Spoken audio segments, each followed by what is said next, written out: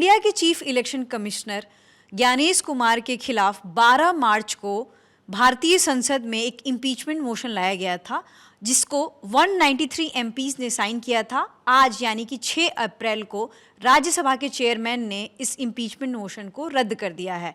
इस बारे में आगे क्या कुछ जानकारी है, हमारे साथ हैं अभिषेक, वो बताएंगे। जी अभिषेक। मैं एक लाइन पढ़ रहा हूँ आपके लिए। Honourable chairman Rajya Sabha in exercise of the powers vested to him under section 3 of the Judges Inquiry Act 1968 has refused to admit the said notice of motion। यानी जो जैसा कि ऋतु ने बताया, इम्पीचमेंट ज्ञानेश कुमार के खिलाफ नहीं चलेगा, ज्ञानेश कुमार पर महाभियोग नहीं चलेगा। 12 मार्च से लगातार ये खबरें थी। उसके पहले तमाम विपक्षी पार्टियों ने एक डेढ़ घंटे लंबी प्रेस कॉन्फ्रेंस करके, जिसमें कांग्रेस का नाम प्रमुखता से है, तमाम आरोप लगाए थे केंद्रीय चुनाव आयोग पर भी और केंद्रीय चुनाव आयुक्त ज्ञानेश कुमार पर भी।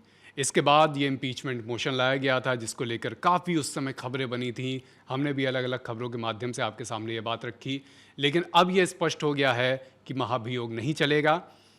इसके अलावा जो एक ऑर्डर किस्म का आया है हमारे सामने, उसमें लिखा हुआ, उसकी शुरुआती कुछ लाइन भी आपको बता देता हूँ, तो उससे अंदाज़ा लगेगा कि इन ऑर्डर्स में किस तरह से बात सामने रखी जाती है। Members are informed that a notice of motion dated 12 March 2026 signed by 63 members of Rajya Sabha, यानी कि 12 मार्च का नोटिस 63 राज्यसभा मेंबर्स ने साइन किया था, under article 324(5) of the constitution of India, read with article 124(4). Therefore, Section 11(2) of the Chief Election Commissioner and other election commissioners, इसके आगे बाकी बातें लिखी हुई हैं, लेकिन इन 2-3 अनुच्छेद का नाम मैंने आपके सामने लिया। क्यों लिया ये अभी आगे बताएंगे। फिलहाल ऋतु। जी, तो मैं सबसे पहले आपको ये बता देना चाहती हूँ कि इम्पीचमेंट का मतलब सिंपल शब्दों में अगर आप समझेंगे तो एक रिमूवल, जैसे कि जजेस को रिमूव करने का एक प्रोसेस होता है, हाई कोर्ट के जजेस को, सुप्रीम कोर्ट के जजेस को, उसी तरीके से ये एक प्रोसेस होता है जो संविधान के अनुच्छेद 324(5) का एक हिस्सा है, जिसमें ये चीज़ मेंशन है कि इम्पीचमेंट मोशन सीईसी के खिलाफ, चीफ इलेक्शन कमिश्नर के खिलाफ आप ला सकते हैं।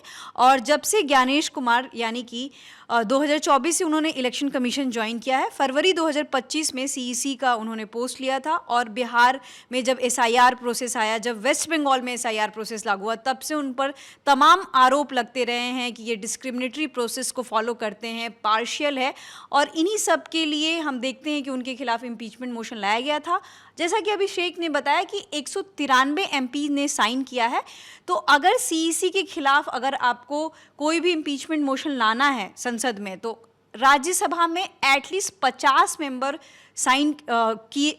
एटलीस्ट 50 मेंबर को साइन करना होगा, और लोकसभा में एटलीस्ट 100 मेंबर को साइन करना होगा। अभी जब हम ये आंकड़े लोकसभा में देखते हैं तो लगभग 130 एमपी लोकसभा में इसको साइन किए थे, और 63 एमपी राज्यसभा में इस इम्पीचमेंट मोशन को साइन किए हैं। तो फिलहाल अभी ये अपडेट है हमारे सामने।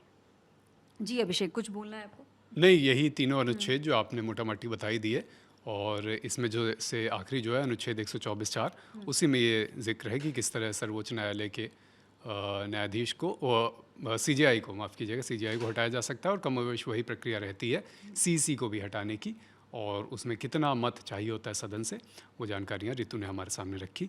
फिलहाल की अपडेट यही है कि ज्ञानेश कुमार पर, सीईसी पर महाभियोग नहीं चलेगा। तो हमने आपको सीईसी और इम्पीचमेंट जो भी उससे रिलेटेड जानकारियाँ थी आप तक पहुँचा दी। मेरा नाम है ऋतु, मेरे साथ थे अभिषेक, कैमरे के पीछे आलोक। देखते रहिए दिल एलन टॉप।